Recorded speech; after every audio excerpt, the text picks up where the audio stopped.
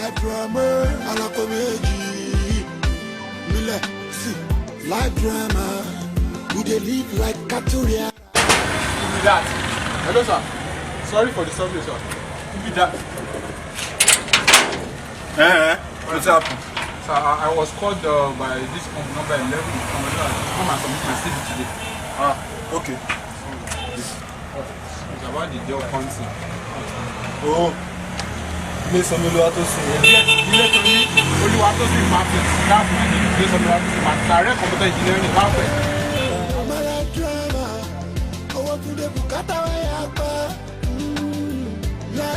I just was wrong. Yeah, don't worry, I'm going to see them on fire. Don't worry.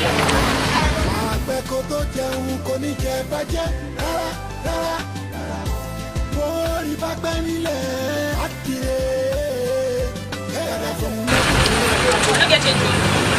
Now they use that's not how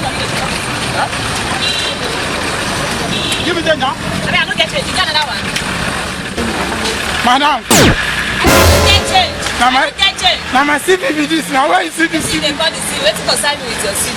I know apply for future engineering. JB engineering company. I apply. How my CV is this? I'm not waiting. They tell me that today. I tell you they tell me that. But now my CV is this. I'm not leaving that. I don't understand. What's happening?